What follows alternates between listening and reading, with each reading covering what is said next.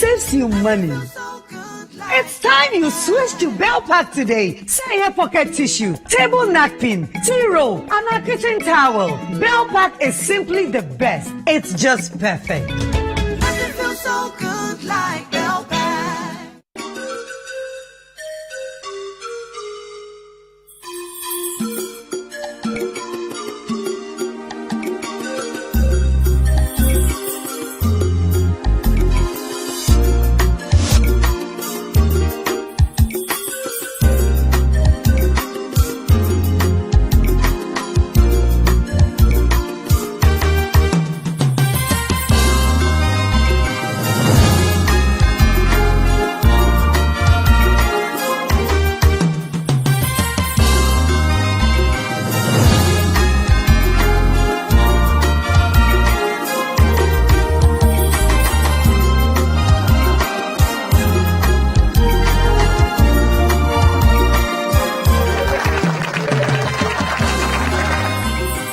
Whatever the occasion, with ATL, you can never be out of style.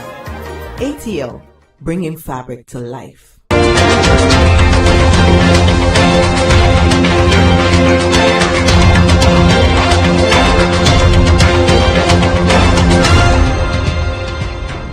Welcome to The Point of View. This is your favorite current affairs show on television. Here on The Point of View, we get the right guests, ask them relevant questions on issues that matter to you. We're on City TV, and tonight we have a big discussion about the extent to which badly negotiated power purchase agreements have contributed to our debt problems. The World Bank country director in an interview recently pointed to badly negotiated PPAs. He says they're of the wrong type, the wrong rate, and the wrong price. And he says we pay almost $1 billion in money that we don't need to pay. Tonight I'll be speaking to some interested parties to try and deconstruct the power sector issues and find out what can be done to make it better. Stay with us.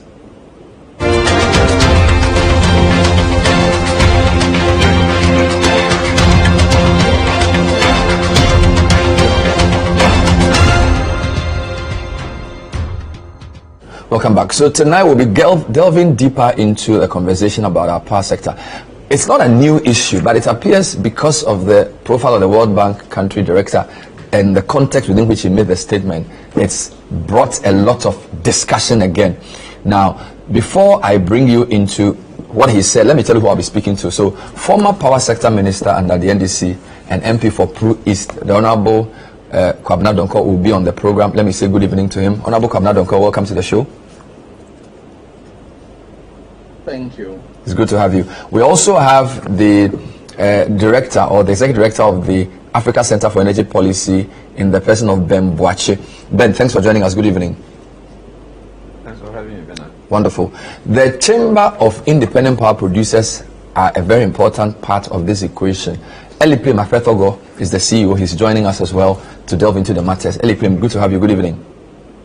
Good evening. Thank you. Wonderful. And later on we'll be joined by Honorable Ejapa Mensah, a Deputy Minister for the Energy Sector. Now, to set the scene, I want to do two things. First, let's hear the excerpt. Now, I watched the full interview, and in the course of the discussion, George, we have asked Mr. Laporte generally about Ghana's economy.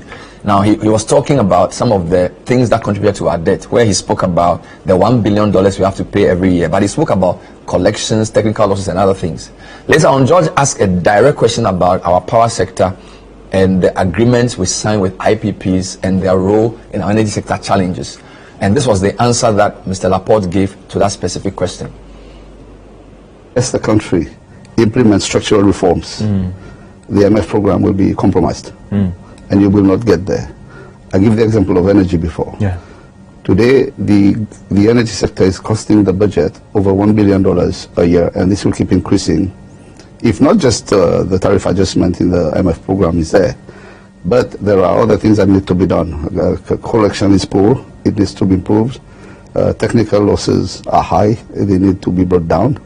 Other aspects of the energy sector need to be tackled. You know, there are all these contracts that are not sustainable. I know government is doing it. I know that there's the energy sector recovery plan, a revised one to go to cabinet soon. This is one. Basically, the reason why you've seen tariff increases is because Ghana is selling energy to the public and to companies lower than production costs. Normally, in a balanced equilibrium mode, or in modern economies, tariffs reflect the cost. Like anything, if you build a house, you buy material for $1 million, you cannot sell the house for for $500 million. You lose money. So as an energy producer, you should be able to recover your costs, because if you don't recover your costs, who will do it for you? It's government. So that's one of the things. Tariff have to be adjusted, and there is a lot of work being done, not just the tariff structure. Yeah. Tariff adjustment is one thing, but your whole tariff system, tariff structure have to be done, and this is being worked on, and I think there's progress there. Where there's a lack of progress is in collection. You produce electricity, you sell, and then you don't collect the money. Where's the money going? Either people are stealing electricity, or some companies are not paying, and is ECG doing enough to collect? Probably not, as we see. And they recognize that. They are implementing reforms. Hopefully, we will support to improve collection. Sometimes, it's only in Ghana, governments don't pay their bills. Yeah. But here, I think, again, as part of this whole things, there's debt from a long time. Some governments, some ministries don't pay, and government has to get tough. You get your budget, you pay your bills. Otherwise, there are consequences. So collection is another thing. And technical losses. Technical losses is when you produce, you distribute electricity, and because either the cables are old, the infrastructure is old, then it gets lost somewhere there, and this requires investment. So these three things are important. But another one, in the case of Ghana, is those contracts that you've signed, those PPAs, are just too expensive. Too expensive, and the kind of PPAs you sign is take or pay, which means Ghana is paying to the electricity that is not even being produced. Yeah. You have double capacity. Yes, over time, usage will improve, so your excess capacity will go down. But the fact is, in the last few years, Ghana entered into some PPAs that were the wrong types, in our view, and at the wrong rates, at the wrong prices, and today you are paying dearly for it. And also, it has an impact because today we're talking of green, clean energy. Yeah. Many companies want to come to Ghana to do, solar and all. Yeah, government wants probably the best thing to do, but you are still caught up with those that you have to pay, because you are tied up in these contracts. So you will take new ones, you will pay them, you have to pay the other ones. So there's really an urgent need to restructure these contracts. I know that government has entered into negotiations with some of them. I think there's a long way to go. There's Ari's government owes these companies also, which complicates those discussions. I don't want to go into too much details. So that was Pierre-Frank Laporte. You noticed that initially he made comments about the debt, and then, of course, we did not air the question, but the answer was a direct question in relation to the role of the power sector. And then he spoke about the collections, so that's what you call commercial losses, spoke about technical losses, and then he zeroed in on what he calls the power purchase agreement. Now, he did not mention the NDC nor Mahama. A lot of the news items have said Mahama's PPAs contributed to the debt. So, but this is the context. Now, let me come to the Honorable former Minister for the Power Sector, Honorable Kwabena Donkor. So, does the fact that you've heard the voice again and the context I've given make it any better? Because I know you addressed the press in Parliament earlier and you were not happy with the way the country director spoke. So, what's the... Do you feel that he's accusing you because you were the Power Minister under Mahama? Did you get the sense in the voice we played or in the full interview that he was blaming power purchase agreements that you oversaw for our debt? Is that the impression you got? Thank you to your listeners again. Yes, that was the impression. But first of all, who is this country director? This is a former Minister of Finance. This is a former Minister of Trade. This is a former governor of the Central Bank of Seychelles. And this is a presidential aspirant. So, this is the context.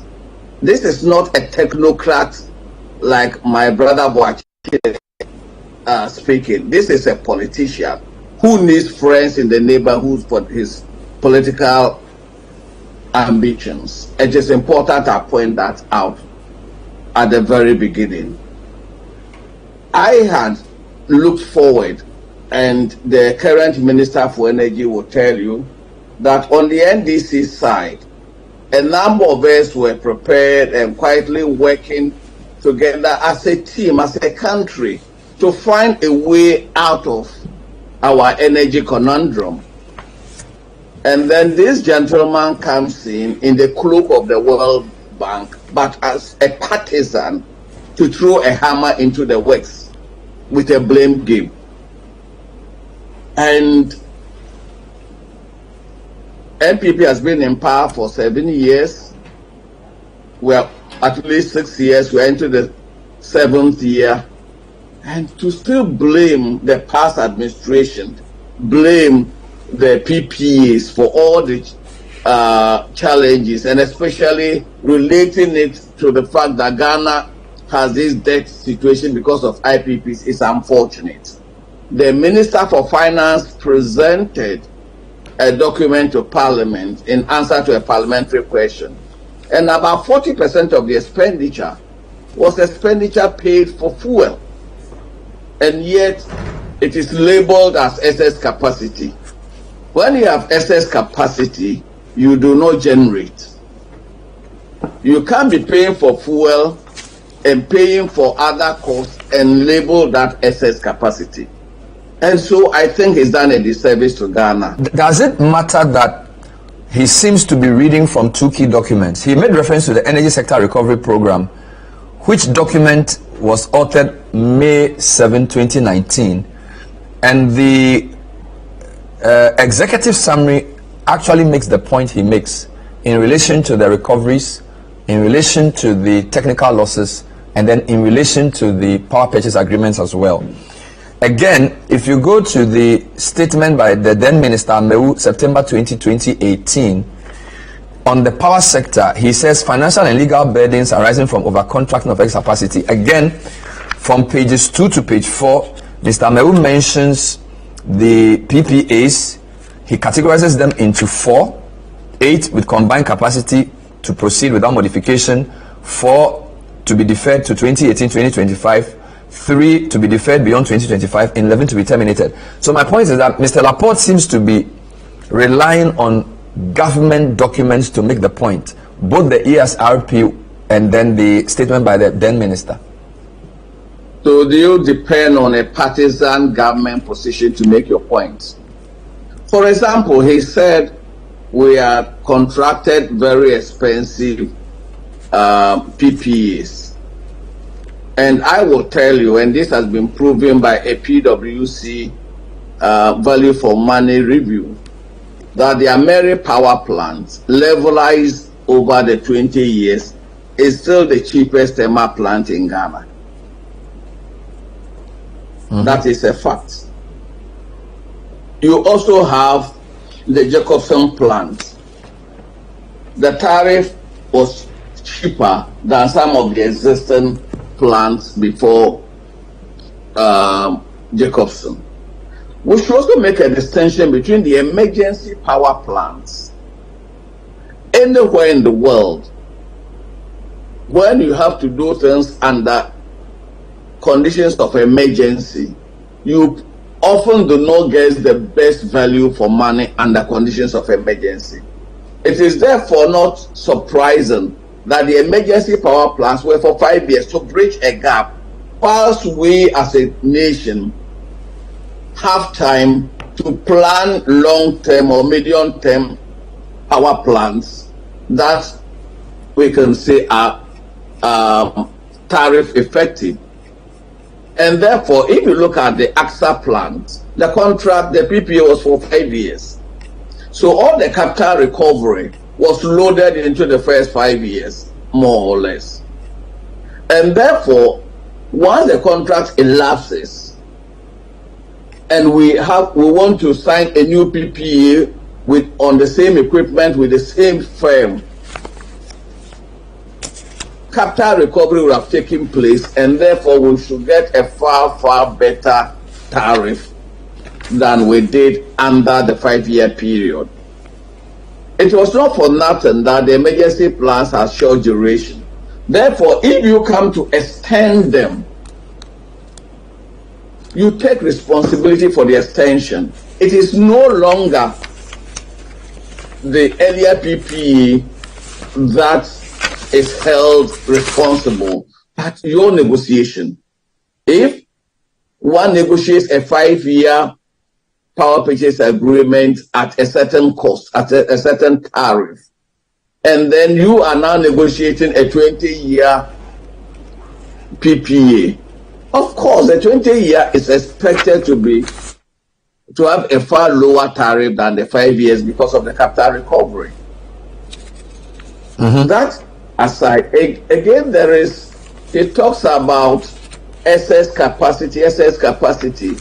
If we really had the excess capacity in the quantum that is being played and that is spoke about, why are we contracting new plants? As we speak, there is a new PPA for AXA in Kumasi, and it is important that we acknowledge that. The propaganda is one thing. The reality, yes, there is a cost, but the single most important cost, as far as I'm concerned, and which the country director so conveniently avoided, has been the exchange rate. For example, on 1st January 2017, the CD dollar exchange rate was 4 cedis, 14 pesos to the dollar.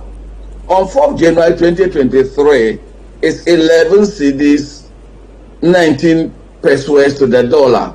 Remember that these power purchase agreements are dollar denominated.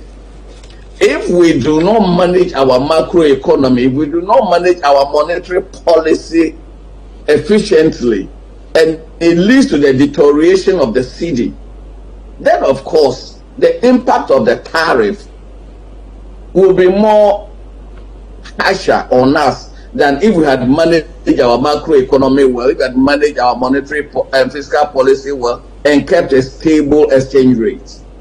And yet, the World Bank country director found it so convenient to avoid that.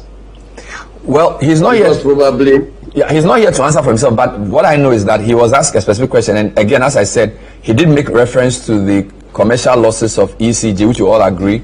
He mentioned technical losses, and he mentioned the PPAs. I don't know if the interviewer could have probed further in relation to the exchange rate, but I'll leave that there for now. I'll come back to gas because Sorry. He made a specific attribution of the challenge to the PPAs. yes.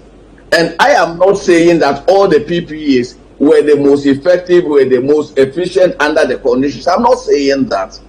Fair enough, but I'm sure you know that there is a revised energy sector recovery program that is going to be sent to cabinet, which possibly addresses the fact that all the problems identified have not been solved. But I wanted to pause. I'll come back to you again because there are some issues around gas as well that have been raised, some of which also can be attributed to your time. But I want you to give a breather. Let me come to Ben Boache for his take on this. Ben, I mean, somebody accused the media of jumping on foreign officials when they make comments because some of the things that World Bank says, IMF says, have been said by civil society for many, many months in the past, and we haven't done interviews on them. Now, listening to Mr. Laporte, is he on point, or would you say that the view of ASEP is different from his when it comes to the role of power purchase agreements in the build-up to our debts? Thanks, Bernard. He said a lot of good things in that interview, which of course highlight the challenges that we do have in the power sector, except, that injection of, the excess capacity conversation and the cost of the PPAs, which has, pushed the conversation away from the other things that he actually spoke about. I firmly believe that in 2023, the conversation you should be having is not how PPAs were signed. Because the PPAs and how they were signed, we've had those conversations around 2015 all the way 2017-18. We can't do that forever because PRC prices electricity using the cost of the PPAs, the plants and how they were acquired. So the capacity charges are factored into the calculation of the tariff. However, we are still accumulating debt. So the fundamental question really is, why are we still accumulating debt when we are accounting for the cost of the plans in the tariff methodology? And you often hear World Bank and other officials say that we are not doing cost-reflective tariff. I don't know what that means, because we have a whole independent institution that has a model that they put in all the costs, in the sector, and then they model it and generate a tariff. And if you don't believe in what they do, then of course the conversation then has to be had with the regulator. But as far as consumers and citizens are concerned, what PURC generates from their model is what we can work with. And those are the cost-reflective tariffs. But when you look at the other side of the equation, which really is the collection side, where ECG is, it is established that the power that we procure from Equipment and his people, IPPs and the rest of it, ECG can only account for 50% of it. So they lose about 31% through inefficiencies, and then collection also they lose about 20% from there. So what that means is that if you sell 1 million Ghana cedis of power, they can only account for 500,000 of that. That is not a sustainable power system, and that is far weightier conversation to actually have in these times. And if you look at the document you read, the ESRP document and its projections, where it projected that by 2022, 2023, we could be doing under recoveries of about $2 billion, and we are almost there. We're almost at that 2 billion. That is a woeful failure of a plan that is, sponsored by the World Bank. So the fundamental question is, what has the ESRP been doing with all the people who are recruited and employed and paid by the World Bank, the cash waterfall mechanism, the gas clearinghouse, and all the big people who are paid with a loan, because those facilities are not for free. They are cost recoverable. They will be recovered, through future. Ghana will have to pay in future. So there are fundamental issues that we have failed to address, and we're trying to all the time push that conversation and bring in other things that revives or exonerate people. But the reality is that we have not managed the power sector as a business to be able to recover costs. I don't think, selling electricity and collecting revenue equates to going to mass for a country like Ghana to struggle with for so many years. And we are not dealing with the key issues. I mean, if you look at the gas sector, for example, and the debt that is accumulating in the gas sector, I'm not sure we're able to attribute that to either PPAs or excess capacity, because you have gas consumed, and yet we are not able to pay for it. As we speak, we owe OCTP alone about $150 million outstanding. They have already drawn now on standby letters of credit with Stanchart about $360 million. So on that gas front alone, you have over $510 million of debt sitting there. That has nothing to do with PPAs. It has everything to do with how inefficiently we are managing the power sector.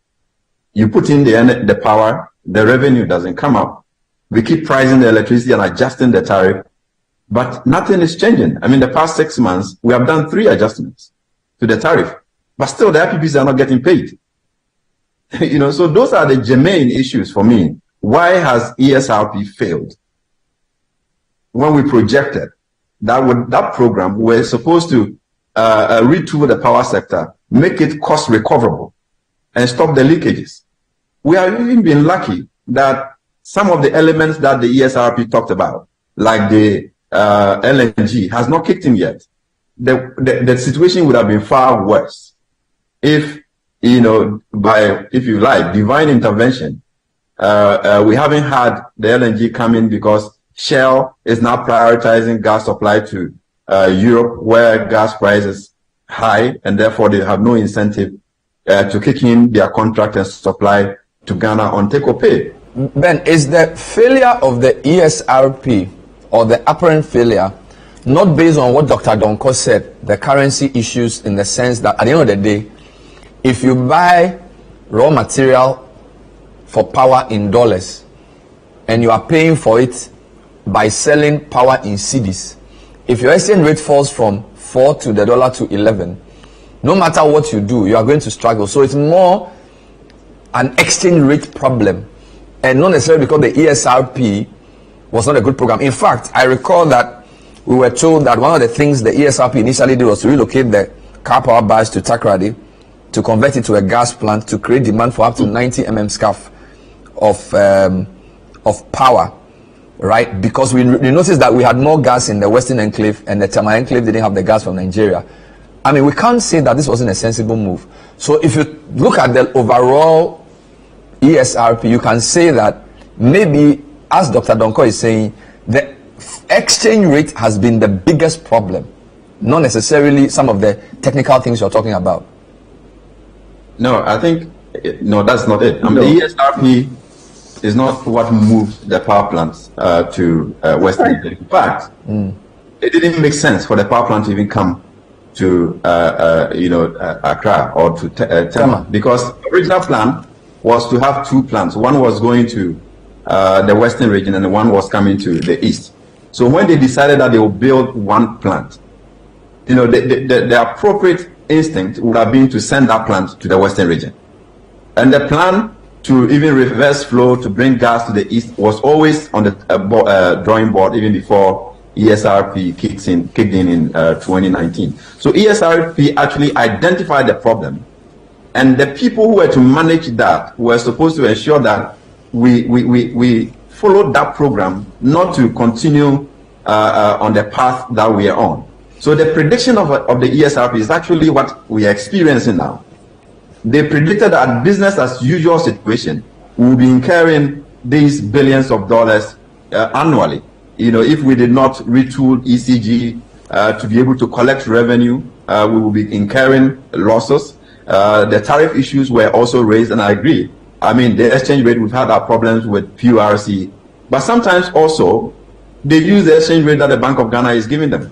And I know how unreliable the Bank of Ghana exchange rate has been in recent times. They even do averages that you can't get from the banks, and then they publish it, and then PURC feeds that into the tariff.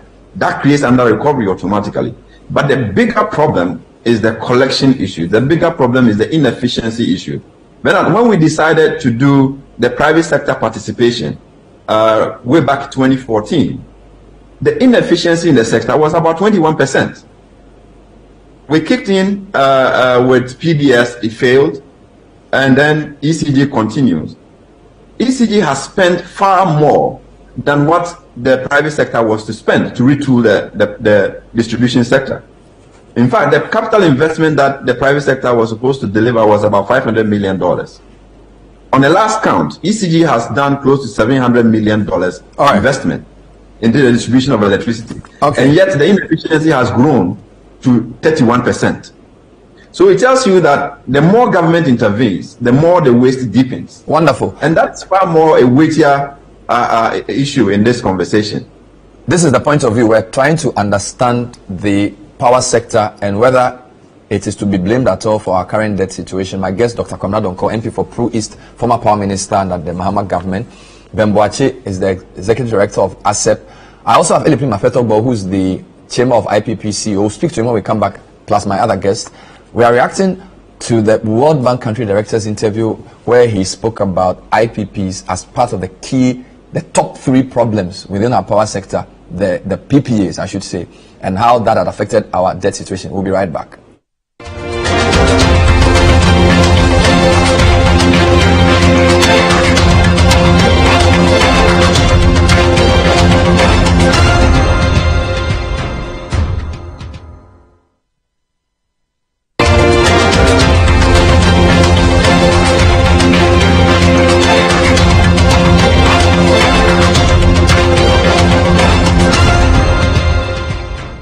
Welcome back. Tonight we're trying to understand Ghana's power sector challenges and whether they are to blame largely for the debt situation. My guest, Dr. Kwamina Donko, former power minister, Bemboache, who's the executive director of ASEP. Ben, you shared some slides with me earlier.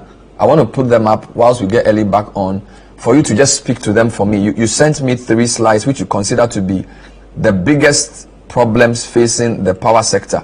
So if you can just walk me through what your main argument is in relation to what the challenges are, I'll be very happy. Ben. Okay, so I should project that slide, right? I will project it from my end, so just go ahead. Okay, sir.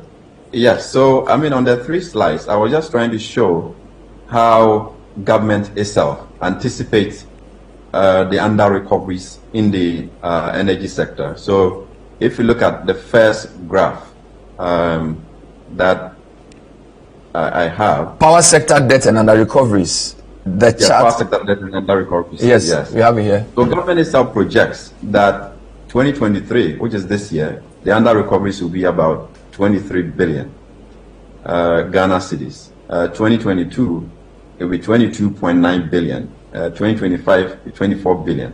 So by 2026, we would have done cumulatively 97.62 billion. Wow. All right. So this is how much we are projecting to actually spend in the power sector. And already, I mean, at the time I did this, the debt to the IPPs was about 1.3 billion. Now we've been told it's 1.6 billion. The gas debt was, 364 million with a stand chart. The outstanding is 150 also with them. And then we have ESLA bond, which is being restructured now. And if you look at the next slide, which is actually from Energy Commission. Mm-hmm. Is it possible investment in other sectors? Yes, excess capacity. Excess capacity, okay, the excess capacity slide. Look at the excess capacity slide. Yes. You see what the Energy Commission projects to be the excess capacity. And that is the first green line on the table. So on there, you don't really see excess capacity. I think it's only October last year that they projected we have about 54 megawatts of excess capacity. Mm-hmm. The rest of the months, more largely, we have deficit in their projection for the year. So you feed back into how government expects to see these big under recoveries. It tells you that excess capacity is not part of it. So largely, this is attributable to the inefficiencies that we have in the sector. Sorry, hold on. Sorry, you're saying that the document on the screen is the Energy Commission's own energy outlook for Ghana. Outlook, that was the outlook for 2022. Ghana. And the green part of the bar chart will indicate excess capacity. Excess capacity. So you realize that in most of the months, we are actually in deficit. So the only month that we will have had excess capacity was October 2022. Yes. Wow. So then that suggests that the excess capacity conversation that the World Bank is talking about doesn't arise. Is that what you're saying? It doesn't arise. So if you look at the calculation, so we have at all times, excess capacity has to be calculated looking at the dependable capacity, not just every plant that is available. You want to look at the plants that when you call them, they can respond. They can actually generate electricity for you. So when you look at that dependable capacity, then you also look at your reserve margin. What you need for interruptibility. If one power plant goes off, you need another one to come, which usually should be between 10 and 20%, depending on your plants. If you have bigger plants, one goes off, a huge megawatts goes off, so you need bigger reserve margin to be able to resolve those challenges. So Energy Commission really knows that we don't have excess capacity, but we have reserve margin that actually regulates. But Ben, is this based on power that was available as of 2022, or does this include power that was to come on stream post 2022? Because this is your projection for 2022, so it accounts for every possible plant that will be available in 2022. So where did the government get the indication that we were getting more power than we needed? Because the red line is the installed capacity. Absolutely. Which So is that is the installed capacity, but it's not every Yes. installed capacity that you have. Yeah, so your dependable, just to be clear, your dependable capacity is the dotted line, and your peak is the blue bar. So you are saying that Yeah. there isn't any issue with excess capacity at all, because your peak demand is quite close to your dependable capacity. So Absolutely. so you In the don't. scheme of things, Yeah. What it means is that what PURC does is that they price all this dependable capacity into the tariff. So the tariff should be able to account for the dependable capacity that we do have, including the reserve margin. So really, what we're seeking to pay per the first slide, which is about 97 billion by 2026, is really the inefficiencies in the power system that we really need to address, so that we don't get to actually pay for those capacities. So the power sector has that kind of problems that needs attention and requires the political will to actually push ECG to deliver. Otherwise, Wow. we'll just be looking for, non-existent justifications for why the power sector continues to undermine the development of our country. And if you look at the other slide, and this is what even worries me, the third slide, possible investment in other sectors Yes. of the economy. And you look at capital investment in agriculture, fisheries, aquaculture, roads, education, gender and social protection, and health. We are projecting, look at the total capex in those sectors: 7.5 billion in 2023, 10 billion in 2024, 13 billion in 2020. Sorry, let me understand this quickly. What is this thing saying? So I'm just showing that the projected expenditure in capital investment in the social sectors are far below what we are projecting to spend in the power sector under recoveries. Yeah. By government. So the monies we are losing in the power sector could have gone here. That's what you're saying. It could have gone here. It could have actually helped us improve on our expenditures in the social sector to actually advance the development of our country. But people are stealing the power, or they're just inefficient systems consuming the power that actually should be priced for revenue to be recovered.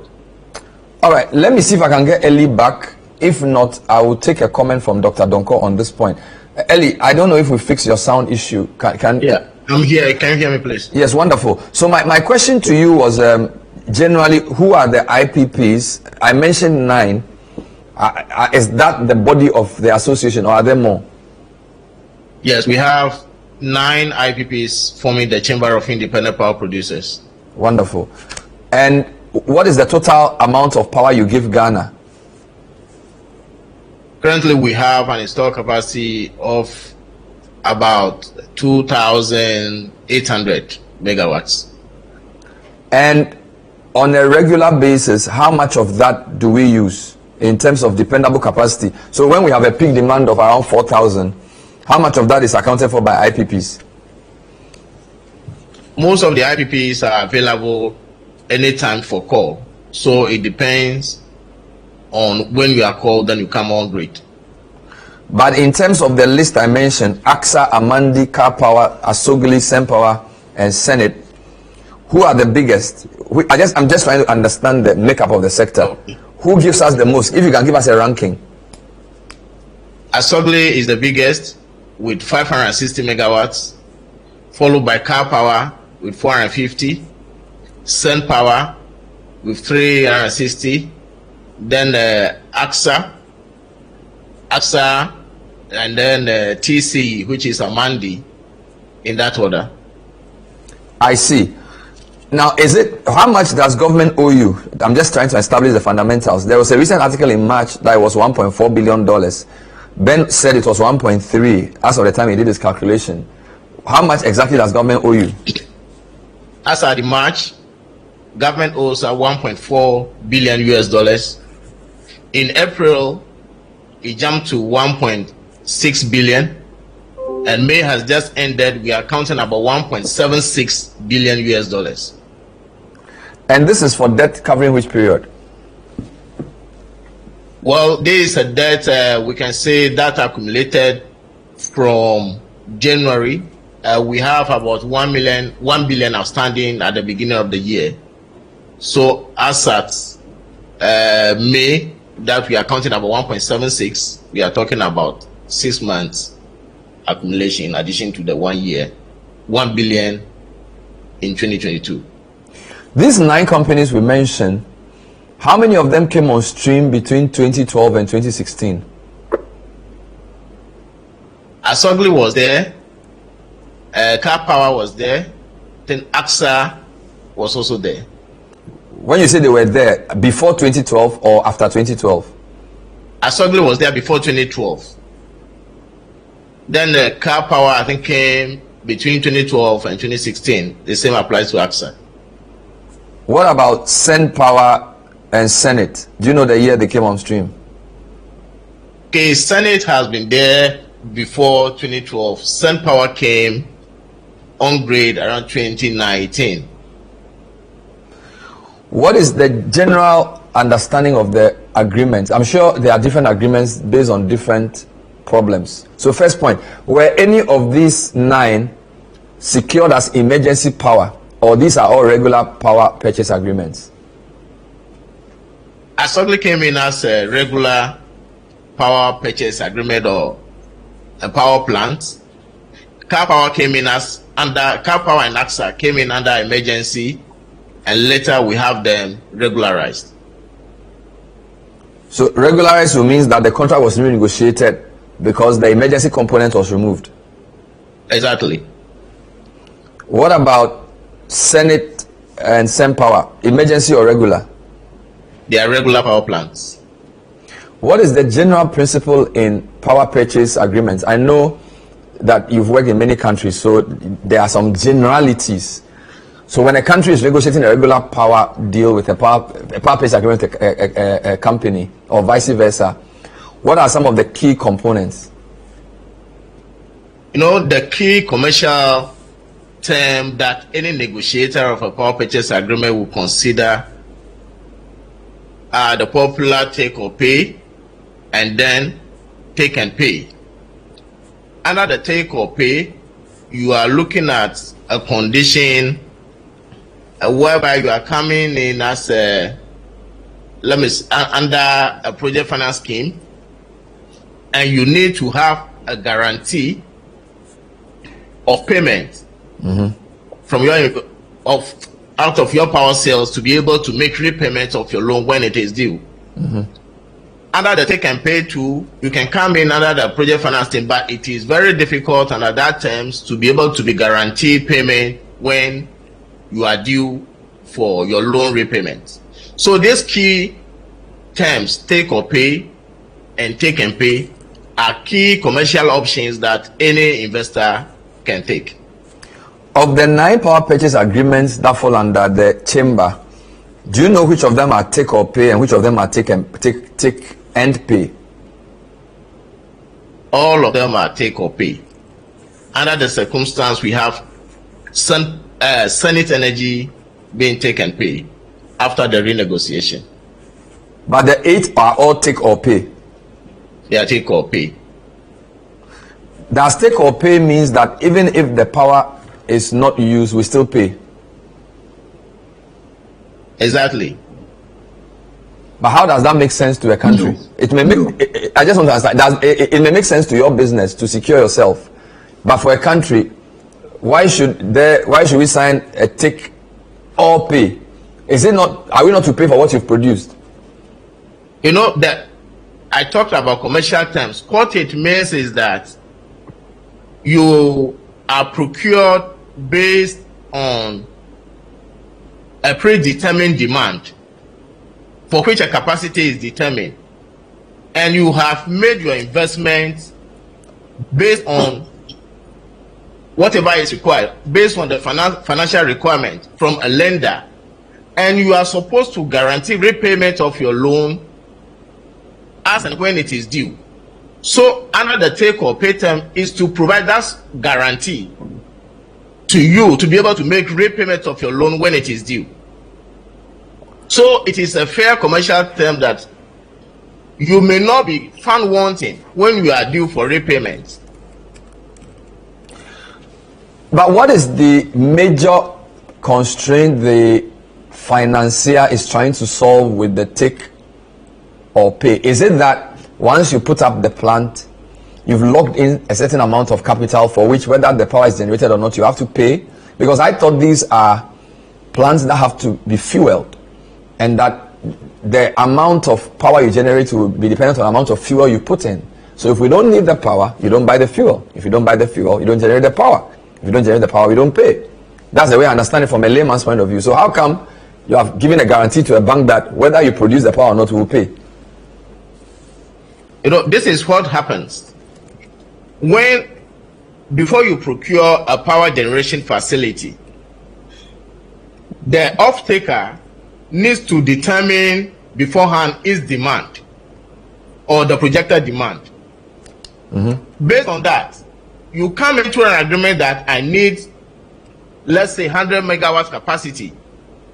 That is, you have the assurance, or you believe that when that capacity comes, you will be able to meet your demand needs. And what the lender is doing is that I am providing this facility to you based on the assurance that you are getting from the off-taker, that the off-taker will be able to pay for the power that you are able to generate. So within the contract period, let's say if it is 10 years or 20 years, the lender has already predetermined the periodic repayments. And this is guaranteed by the take or pay, that if the off-taker is not able to make use of the power that you have made available, or the capacity you have made available, he should be in position to make payment for that, so that you can have security of your investment or the money that you have lent to the developer. Let me ask Dr. Donko if his concept of take or pay is the same, because I heard him make a member. Thank you. Yes, Doc. Is he educating me properly? Let me clarify. Okay. No. Let me clarify. When you talk about take or pay, essentially you are talking about the capital recovery or the capacity charge. So if the plant is not generating, you are not paying for fuel. You are not paying for fixed O&M. You are not paying for variable O&M, which are all components of the tariff. And that is why the capacity charge or the capital recovery is important. If it's take or pay, you are only paying for the capacity charge or the capital recovery. Fuel in the Ghanaian system is a pass-through cost. So if you are not generating, you don't use fuel. So you don't pay for fuel. You don't pay variable O&M. So I thought it was important that correction is made. But be that as it may, Doc, how come of the 9 companies that are in the chamber, he says 8 of them have take or pay? Any particular reason for that? Because at the time we were signing them, we needed them in our country. The Senate one is owned by Senate. And so we can squeeze Senate to say, look, we will use you. And remember that that's an old plant. It's not a new plant, any of the new plants. The plant had been in existence. You see, but there is something else he has not brought up. And for me, the key issue today is efficiency. Efficiency. So, how technical efficiency, and there's also commercial efficiency. Even on the technical side, the SNIT plant is still a simple cycle plant. It's been on the drawing board since 2014, thereabout, to combine the Senate plant, which is a SNIT owned plant, with TT2PP owned by BRA, both sitting in the same yard, each with 110 megawatt capacity, and the same GE frame 9.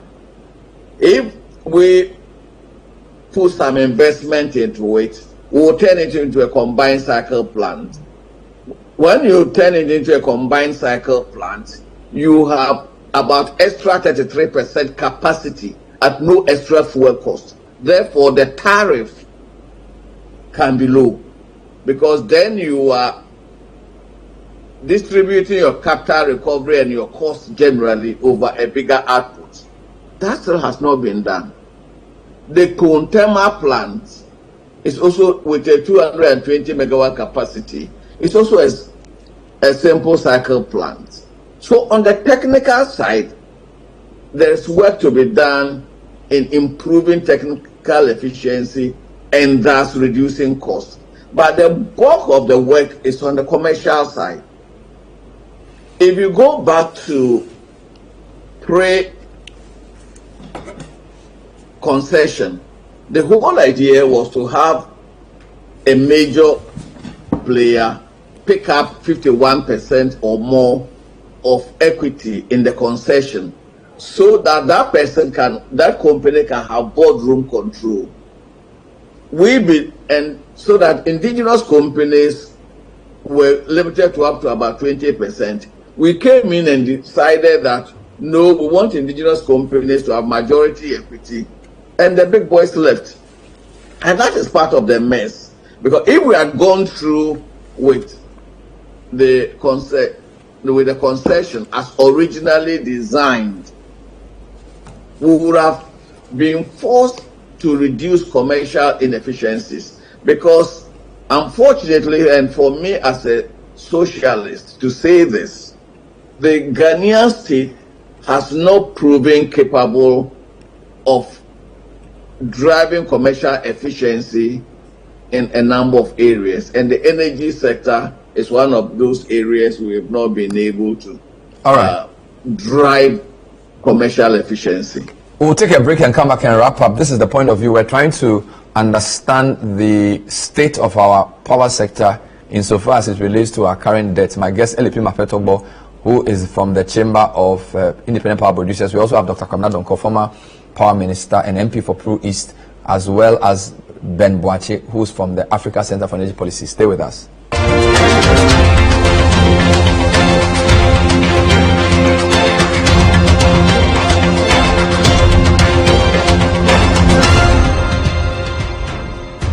Pepsodent introduces charcoal and lemon essence.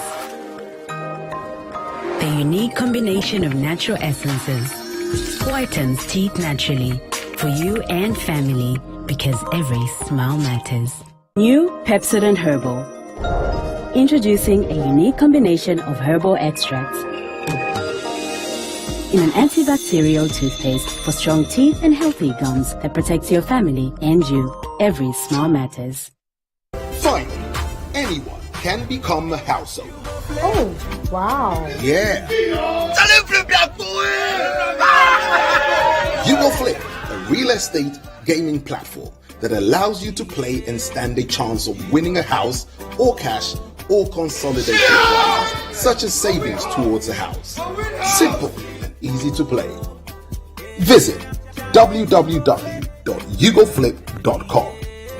Buy a ticket to enter the game. Wait for the end of the game to enjoy the win. Anyone can win. Flip it or own it. You Go Flip. This advertisement has been vetted and approved by the Gaming Commission of Ghana. Play responsibly, not for persons below 18 years, and gaming can be addictive.